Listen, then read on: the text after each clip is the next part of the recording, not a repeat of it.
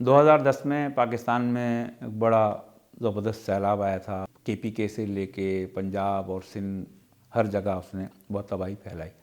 پنجاب کے جو سارے دریا ان میں تو دویا نہیں آئی، لیکن جب یہ سارے کا سارا پانی دریا سندھ میں آ کے جمع ہوا تو سندھ کے اندر بھی بہت تباہی پھیلی. خصوصاً وہ علاقے جہاں پہ سمندر میں جا کے دریا شامل ہوتا ہے، ٹھٹا اور بدین کے علاقے، وہاں بھی بڑی تباہی پھیلی. اور جو دریا کے ارد گرد جو آبادیاں، ملاحوں کی بستیاں تھیں، وہ ساری تقریباً دریا بہا کے لے گیا. دریا نے ایک نیا ہی راستہ بنا لیا. تو اس وجہ سے بہت زیادہ لوگ اس زمانے میں پریشان ہوئے. میں چونکہ ڈاکومنٹری فلم بناتا ہوں تو اس زمانے میں بدین کی ایک NGO نے مجھ سے رابطہ کیا اور انہوں نے کہا کہ جی یہاں پہ جو ملاحوں کی بستیاں ہیں وہ تباہ ہو گئیں، دریا ان کو بہا کے لے گیا، تو ان کے اوپر ہمیں ایک ڈاکومنٹری بنانی ہے. کئی دن تک جاتے رہے اور مختلف شوٹنگ علاقے کی کرتے رہے، اور ہم نے کئی لوگوں سے جو متاثرین تھے ان سے انٹرویو بھی لیے. تو ایک چیز جو بڑی تکلیف دہ میرے سامنے آئی کہ جو ہمارا کراچی ہے، ٹھٹا ہے، بدین ہے، یہ اور اس کے اطراف میں جو علاقے ہیں، تھرپار قریباً، سجاول، سارے، تو ان سارے علاقوں میں پان اور گٹکے کا استعمال بے تحاشا ہے. بلکہ پان تو پیچھے رہ گیا ہے، گٹکا جو بڑے مضر چیزوں پہ بنا ہوا ہوتا ہے، جو تھوڑا سا نشہ دیتا ہے آدمی کو، اس کا استعمال بہت زیادہ ہے. جیسے جیسے آپ دیہاتی علاقوں میں جائیں گے اس کا استعمال بہت زیادہ آپ کو بچہ کھاتا ہوا نظر آئے گا. اب وہ ہوتا کیا ہے کہ وہ کھا بھی رہا ہے اور تھوڑی دیر میں وہ پیک بھی تھوک رہا ہے، تو وہ اتنا زیادہ اس کا استعمال ہے کہ اس کو یہ بھی ہوش نہیں رہتا کہ وہ اس کے جسم پہ وہ سرخ نشان پڑ رہے ہیں اور وہ کھا رہے ہوتے ہیں. کچھ عرصے میں ان کا دانت خراب ہو جاتے ہیں، منہ اندر سے زخمی ہو جاتا ہے، بالآخر وہ کینسر کا بھی شکار ہو جاتے ہیں، منہ کے مر جاتے ہیں بہت جلدی گٹکا کھا کے. اس پہ گورنمنٹ نے کئی دفعہ پابندی لگانے کی بھی کوشش کی ہے، چلتا رہتا ہے معاملہ، چھپا کے چیزیں پھر بھی بک رہی ہوتی ہیں.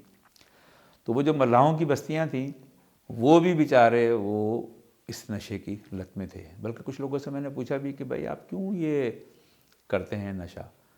تو وہ اپنی زبان میں انہوں نے بتانے کی کوشش کی کہ ہم جب بیٹھے ہوتے ہیں تو ہم دیکھتے ہیں کہ حالات ہمارے صحیح نہیں ہیں تو ہم بور ہو جاتے ہیں. اب بور ہو جانے سے مراد ان کی جو میں سمجھا وہ یہ کہ وہ ڈپریس ہو جاتے ہیں کہ ہمارے پاس ہے بھی نہیں، کچھ آگے نظر بھی نہیں آ رہا، تو ڈپریشن. اور ڈپریشن کو ختم کرنے کے لیے وہ کہتے ہیں جب ہم گٹکا منہ میں لیتے ہیں تو ہمیں بڑا سرور ملتا ہے اور تھوڑی دیر میں ہماری وہ ڈپریشن ختم ہو جاتی ہے. اب جب وہ عام ہونا شروع ہو گیا تو جو ڈپریس ہے وہ بھی گٹکا کھا رہا ہے، جو ڈپریس نہیں ہے وہ بھی گٹکا کھائے چلا جا رہا ہے.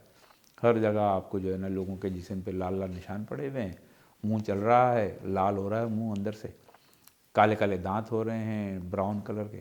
تو وہ ایک ملا نے مجھ سے کہا کہ جی آپ یہ جو انٹرویو ہمارے ریکارڈ کر رہے ہیں تو ہماری عورتوں کے بھی آپ انٹرویو ریکارڈ کریں. تو میں نے کہا یار ہم عورتوں کے انٹرویو تو ریکارڈ کر سکتے ہیں لیکن کہیں آپ کو اچھا نہ لگے، پردے کا وہ ایشو. انہوں نے کہا نہیں صاحب ہم بڑی مصیبت میں ہیں اور ہماری عورتیں بھی بڑی پریشان ہیں سیلاب کی وجہ سے، تو میں آپ کو گھر لے کے چلتا ہوں اور آپ ہماری خواتین کے انٹرویو ریکارڈ کریں. میں نے کہا بھی چلیں. خیر گھر کے اندر گئے، بڑی بوڑھیاں، نوجوان، لڑکیاں، بچے سب جمع ہو گئے. تو ایک ان میں جو ہے وہ بڑی اچھی حسین و جمیل خاتون تھی، لڑکی تھی. تو وہ کہنے لگا کہ یہ صاحب یہ میری بیوی ہے، اس کا انٹرویو ضرور ریکارڈ کریں. اچھا میں اس کو دیکھ کے بڑا حیران ہوا کہ دیہات میں بڑی بڑی آنکھیں، اس کی سانولی سی رنگت، لیکن بہت خوبصورت اور حسین چہرہ تھا. میں کیمرہ سیٹ کیا، اس کو سوالات پوچھے میں نے اس سے. جیسے ہی اس نے جواب دینے کے لیے منہ کھولا تو میں دیکھ کے حیران رہ گیا. اس کے سارے دانت کالے، براؤن اور کھائے جا چکے اور عجیب عجیب نوکیں سی بن گئی تھی. اور ان دانتوں کو جیسے ہی اس کے دیکھا تو اس کا چہرہ جو ہے جو پہلے بڑا اچھا حسین لگ رہا تھا وہ اچانک ایک بھیانک چہرے میں بدل گیا. مجھے ایک شدید جھٹکا لگا. میں نے کہا یہ ایسا اللہ تعالیٰ نے اس کو وہ حسن عطا کیا اور یہ پان گٹکا وہ اس کو برباد کر رہا ہے. اور مجھے لگ یہ رہا تھا کہ جو حالت تھی اس کے منہ کی وہ کچھ ہی عرصے بعد منہ کے کینسر کا شکار ہو گئی ہوگی اور اس کا سارا حسن و جمال، وہ اس کی صحت، وہ سب برباد ہو رہ گئی ہوگی. میں واپس آیا، اس بات کو کئی سال گزر گئے ہیں لیکن اب بھی مجھے وہ چہرہ ذہن میں آتا ہے. اور میں اب بھی جب ان علاقوں میں جاتا ہوں تو وہ بری طریقے سے لوگوں کو گٹکے کھاتے ہوئے، گٹکے خریدتے ہوئے، اچھی چیزیں کوئی نہیں بک رہی ہوں گی ان کی دکانوں پہ، ہر دکان پہ یہ گٹکا، یہ سٹی، یہ ماوا، پتہ نہیں کن کن ناموں سے انڈیا سے آئے ہوئے، پاکستان میں بنے ہوئے وہ گٹکے بک رہے ہوتے ہیں، اور اچھے صحت مند لوگ اس کی نظر ہو کے ختم ہو جاتے ہیں۔